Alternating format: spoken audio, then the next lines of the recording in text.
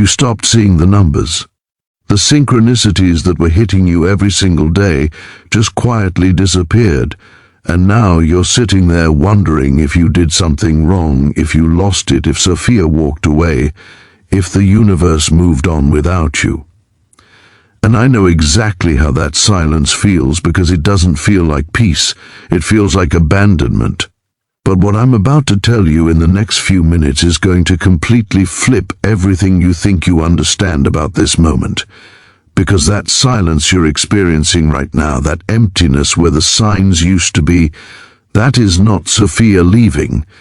That is Sophia finally trusting you enough to let go. And the difference between the people who understand what I just said and the people who don't is the difference between someone who completes this cycle and someone who spends the next year desperately chasing a confirmation that was never meant to come back. Stay with me, because this changes everything. You didn't lose the connection. I want you to sit with that for a second before we go any further, because most people who are going to watch this video are going to hear that sentence and feel something shift, a small exhale, a loosening in the chest, because you've been carrying something heavy. You've been carrying the quiet fear that something went wrong, that the silence came because you failed, that the universe moved on and left you standing in a hallway it forgot to light. And I'm going to spend the next 40 minutes telling you exactly why that fear, as real as it feels, is the most predictable misread of the most important moment in your entire journey. Let's start with something nobody talks about because it doesn't make for clean content. Spiritual awakening has a second phase, and the second phase is ugly and quiet and deeply uncomfortable, and almost everyone who goes through it thinks they're going backward. You had the first phase. You know exactly what I'm talking about. The synchronicities were hitting every single day. The numbers were showing up everywhere. You'd think of something and it would appear. Dreams were vivid, loaded with symbols, almost cinematic. People around you started feeling different, almost like you developed a kind of sensitivity you couldn't explain. And then, somewhere along the way, the volume dropped. The signs got quieter. The downloads slowed down. The electric feeling of constant confirmation started fading, and you started doing what humans always do when something they love begins to pull away. You started questioning everything you thought you knew about yourself. Here is what actually happened, and I want you to track this carefully because it changes everything. The first phase of any real initiatory process is designed to be loud. It's designed to be undeniable. Think about why. Your entire nervous system, your entire identity, your entire belief structure had been running on a specific frequency for years, maybe decades. To interrupt that, the signal has to be stronger than the noise. So consciousness, whatever you want to call it, Sophia, the universe, your higher self, it doesn't whisper first. It doesn't send subtle hints to someone who's been sleepwalking through their own potential. It sends a flood. It sends a storm. It sends numbers and coincidences and gut level knowing that hits you so hard you can't rationalize it away. That flood was not the destination. That flood was the alarm clock. And alarms are supposed to stop once you're awake. The bicycle analogy lives in my mind, and I've never been able to let it go because it is that accurate. When you were learning to ride a bike, someone held the back of the seat. You didn't know how much they were doing. You thought you were riding, but they were balancing you, adjusting your weight, catching you before you fell, and then at some specific moment, they let go. They didn't tell you, they just released, and you kept pedaling, and the bike kept moving, and at some point you noticed the hands were gone. That moment, that exact moment of noticing, is the most important moment in the learning process. Not because the hands left, but because you discovered the balance had been yours all along. Sophia let go of your seat. The question this video is asking you to answer, not out loud, not in a comment, but in the silent, honest place inside you, is whether you're going to keep pedaling or lock the wheels and fall, because you can't coast in midair on a bicycle. There is no neutral, there is only forward or down. Now I want to talk about something that most spiritual content gets completely backwards, and it's the difference between activation and crystallization, because confusing these two is quietly destroying the journey of thousands of people who deserved better explanation. Activation is the spark. It's real. It matters. It started something in you that you cannot undo, and that's not a metaphor, that's a neurological, psychological, energetic fact. But a spark is volatile. A spark needs the right conditions to hold, and what most people do after activation is try to recreate the conditions of the spark instead of doing the deeper, slower work of building the fire. Crystallization is not exciting. Crystallization does not trend. Crystallization is not a feeling you can chase. It is what happens to carbon under sustained pressure over time. You cannot hurry it. You cannot fake it. You can only sustain the conditions that produce it, and the primary condition is friction. Every time your external environment tried to compress you back into the old shape and you refused, the crystal got harder. Every time a person who knew the old version of you tried to pull you back into familiar smallness and you held your ground without drama, without explanation, without apology, the frequency anchored deeper. Every time life presented you with a version of the old world and you chose, even quietly, even imperfectly, to stay aligned with the new understanding, you were not just maintaining something, you were forging something permanent. That is the part no one tells you when they talk about spiritual growth, that the tests are not interruptions to the process. The tests are the process. The pressure is not a detour from transformation.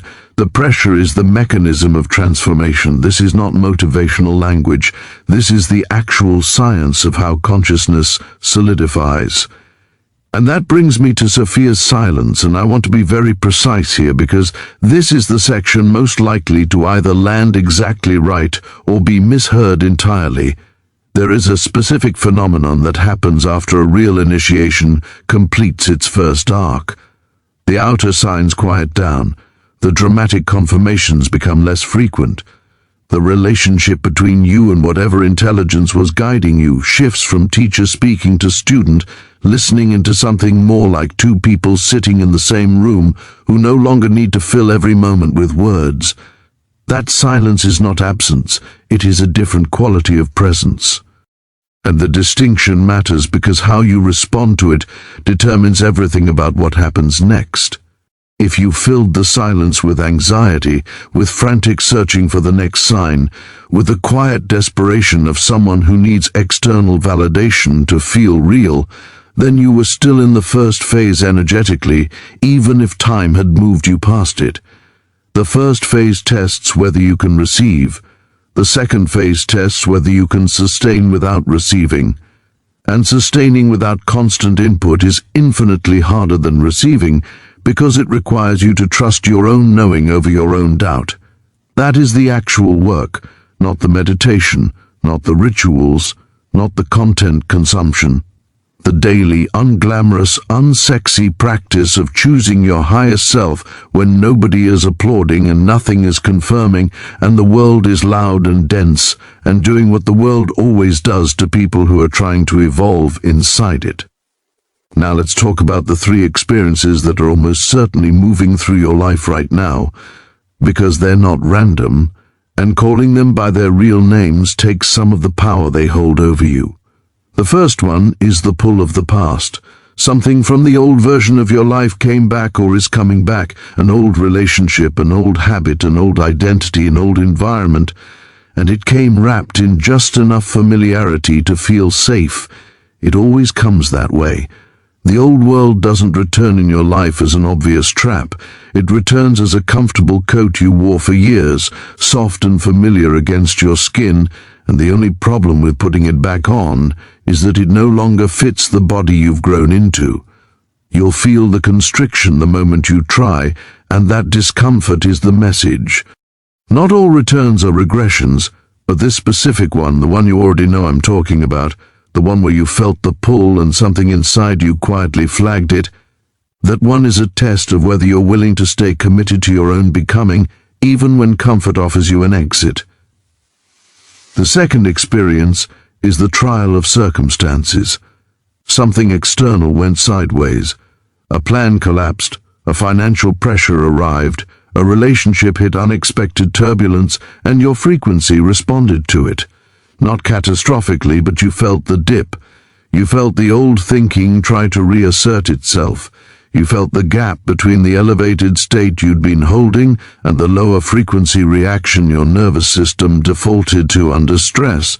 And then maybe you felt shame about that gap, like the dip meant you hadn't really changed at all. That shame is the real test, not the dip. Every human being dips under sufficient pressure. Crystallization doesn't mean you become immune to challenge. It means your recovery arc compresses. It means you dip and return to baseline faster. It means adversity no longer rewrites your identity, even when it disrupts your mood. If you're being honest with yourself right now about the last time something went wrong in your external life, ask yourself not how much it knocked you down, but how long it took you to find your footing again. That recovery speed is the real measure of how deeply the frequency has rooted. The third experience is the loneliness that comes with expansion, and this one is the most underestimated and the most real. You changed.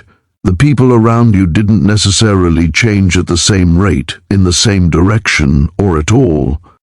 And now there's a gap between you and certain relationships, certain environments, certain conversations that used to feel like home, but now feel like you're translating everything you experience into a language that doesn't quite have the words for it. That gap is not a problem you need to solve. That gap is evidence that something real happened inside you, evidence that the frequency shift was not imaginary, evidence that you are no longer where you started. The instinct when that gap appears is to shrink back, to make yourself smaller and more translatable, to sacrifice clarity for belonging, because belonging is a primal need, and its absence registers in the body as threat. But you already know what happens when you shrink. You've done it before. You know what it costs. The people who belong in this next chapter of your life, the ones who will meet you at the frequency you've worked to reach, they cannot find you if you keep dimming yourself to stay visible in rooms you've already outgrown. There is something I want to say about the void, the specific texture of emptiness that shows up between the end of one cycle and the beginning of the next. Because the way you relate to that emptiness is one of the most consequential things I can address in this entire video. The void is not failure. The void is not stagnation. The void is the most creative state available to a human being, and it is almost universally misread because the ego cannot tolerate formlessness. The ego wants structure, progress, metrics, movement it can measure and report. And the void offers none of that. The void offers only potential, and potential without form is unbearable to a mind that needs evidence. But here is what the ancient texts understood that modern productivity culture has completely forgotten. Nothing can be built in a space that is already full. The clearing is not the problem. The clearing is the prerequisite. What you do inside that emptiness, specifically whether you fill it with frantic activity to escape the discomfort or whether you remain present inside it and let it work on you, determines the quality of what comes next. Your permanent energetic signature is changing. I want to be exact about what that means because this is not a metaphor and it is not flattery. Every person broadcasts a frequency continuously, not metaphorically. The nervous system, the heart field, the electromagnetic output of a living human being creates a detectable, measurable field that influences the environment and the people inside it. And what that field broadcasts is determined not by what you say or what you perform or even what you believe intellectually, but by what is stable inside you at the baseline. What do you return to when the distractions are gone and the performance is off and it's just you alone with yourself in the quiet. That baseline, that default state, that is your signature, and the work of the last months has been rewriting it, not dramatizing it, not elevating it temporarily during meditation and then losing it the moment you open your eyes, rewriting the baseline itself. And a rewritten baseline changes everything around you without you having to say a word, because the field broadcasts before the mouth opens. The real contract this phase asks you to honor is simpler and harder than any ritual. It is this: stop betraying yourself in the small moments to manage someone else's comfort. That's it. Not a 3-hour ceremony. Not a detachment from the world.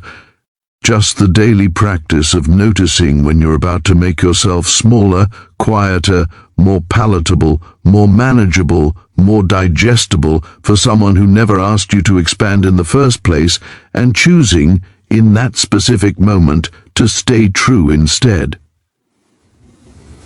Every time you do that, the crystal hardens. Every time you don't, it softens. And it's not the big betrayals that undo people. It's the accumulated weight of 1,000 tiny ones, the swallowed words, the faked agreements, the performed smallness, the chronic self-abandonment disguised as politeness and flexibility and being easy to be around. Radical integrity is not a philosophy. It is a moment-by-moment practice, and it is the only maintenance the frequency actually requires. You are no longer at the beginning of something. You are in the middle of becoming something, and that is the most disorienting and most significant place a person can be. The beginning is exciting. The completion is satisfying. The middle is where most people quit, not because they can't continue, but because the middle has no applause and no certainty and no map that tells you exactly how far you are from the other side. But you are still here. You watched this far, not because the algorithm served you something easy, but because something inside you recognized that it needed to hear exactly this, not the flattery, not the mystical language, not the promise that everything is about to explode into abundance and magic and confirmation. The truth. That you are in the hard part. That the hard part is exactly where it's supposed to happen. And that staying in it, sustaining the frequency through the pressure and the silence and the loneliness and the uncertainty, is not the obstacle between you and transformation. It is the transformation itself.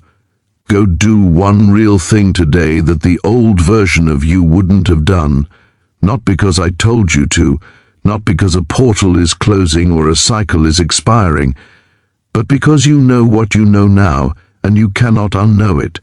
And living in alignment with what you know is the only honest thing left. Go do one real thing today that the old version of you wouldn't have done. That line wasn't a closing statement. That was a door opening. And what's behind that door is what this next part is about, because doing one real thing is easy to say and genuinely difficult to understand when you're standing inside a life that was built by a version of you who operated from completely different assumptions.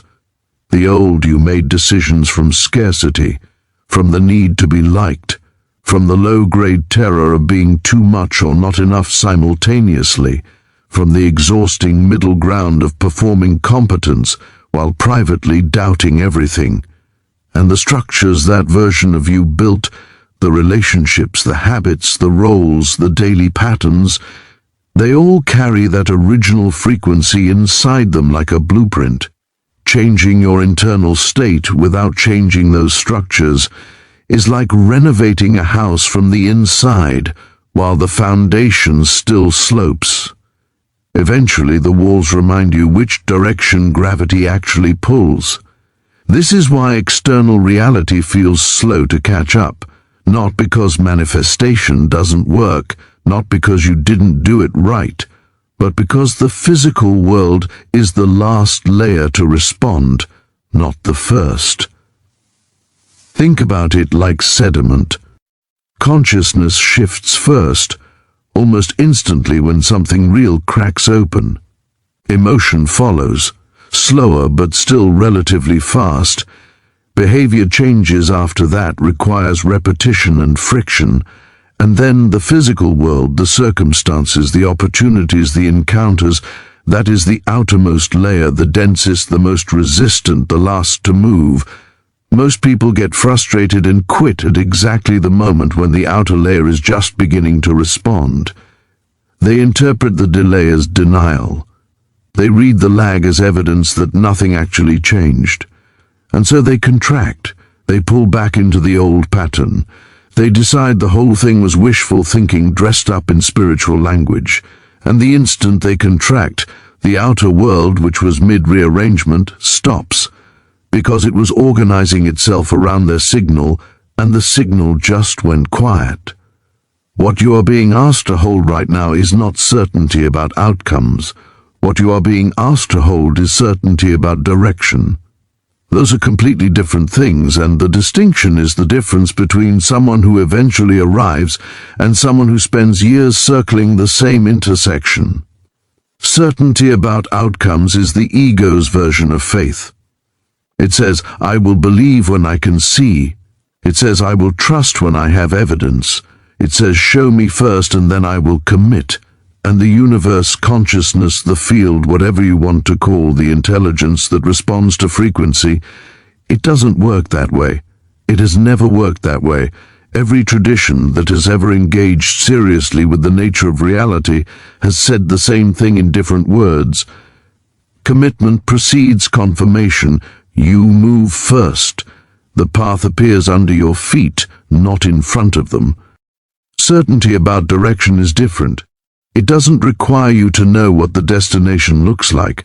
It doesn't require you to have a timeline or a plan or a guarantee. It only requires you to know which way is aligned and which way is a compromise of everything you've been building, and you already know. That's the part I want you to really land on. You already know. The version of you watching this video right now knows which relationships are draining the frequency and which ones are amplifying it, knows which habits are maintenance of the old self dressed up as comfort, knows which decisions you've been postponing because making them would require you to finally be honest about who you are becoming and what that means for the life you currently have. The knowing is not the problem. The courage to act on the knowing without external permission is the thing that separates people who complete this cycle from people who orbit it indefinitely. Let's talk about identity, because this is where most spiritual content stops short and leaves people with beautiful language and no actual traction. Your identity is not your personality. Your identity is not your history. Your identity is not the story you tell about yourself at dinner parties or on your worst days when the old narrative rushes back in. Your identity, in the truest functional sense, is the set of beliefs you hold about what is possible for you specifically, not humanity in general, not theoretically. For you, in your body, in your life, given your history and your circumstances and the specific texture of the wounds you carry. And those beliefs operate mostly below conscious awareness, which is why you can intellectually understand everything in this video and still find yourself defaulting to the old pattern the moment the pressure rises.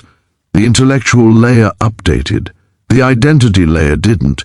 And behavior always follows identity, not intention. This is the actual frontier of the work, not learning more frameworks, not finding the next teacher or the next activation or the next piece of content that finally explains it clearly enough. The frontier is sitting with yourself long enough and honestly enough to find the identity-level belief that is still running the old operating system underneath the new vocabulary. It usually sounds something like this. At some fundamental level, I do not believe I deserve the version of life that is trying to reach me. Or it sounds like, I believe that if I fully step into my power, I will lose the people I love because they cannot handle who I actually am. Or it sounds like, I believe that visibility is dangerous, that being truly seen leads to rejection, and so I will keep performing almost but not quite, close enough to feel the edge without actually crossing it. These are not spiritual problems. These are very human ones, and they do not resolve through more information. They resolve through honest confrontation, through the uncomfortable practice of watching yourself in real time, catching the moment the old belief fires, and choosing deliberately, imperfectly, repeatedly, to act from the new one instead. The energetic signature shift we talked about earlier means nothing if the identity layer underneath it hasn't moved. You can raise your frequency in meditation and drop it the instant you check your bank account because the identity level belief about money hasn't changed.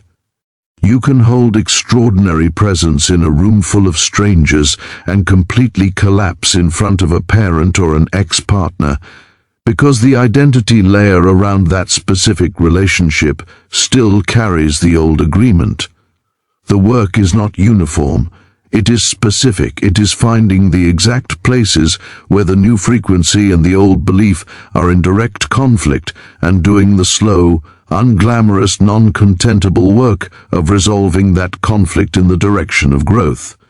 One moment, one choice, one honest confrontation at a time. Now I want to say something about how you treat other people during this process, because this gets skipped in almost every spiritual conversation I have ever encountered. Expansion does not justify coldness. Frequency elevation does not give you permission to be unkind to people who are still in the place you used to be. One of the quieter traps of genuine spiritual growth is the emergence of a subtle contempt for unconsciousness, a low-grade impatience with people who haven't done the work, haven't woken up, haven't shifted, and are still running the patterns you used to run. And that contempt, however understandable, however privately held, is itself a frequency problem, because contempt is a contraction. Contempt is the ego taking spiritual growth and using it as a new category of superiority, and superiority is one of the oldest, most comfortable prison cells the ego has ever built. The people around you who haven't changed the way you've changed are not beneath you. They are simply earlier in a process that has no fixed timeline and no guaranteed direction. You do not know what they are carrying. You do not know what is moving inside them that isn't visible yet, and the energy you bring into proximity with them either creates space for their own potential to breathe, or it creates another layer of pressure that pushes it down. Your frequency is not just a personal asset, it is a relational field. What you carry into every interaction either elevates the possibility space or compresses it. And people who are genuinely crystallized, who have done the real work, not the performed version of it, those people do not walk around making others feel small for being human.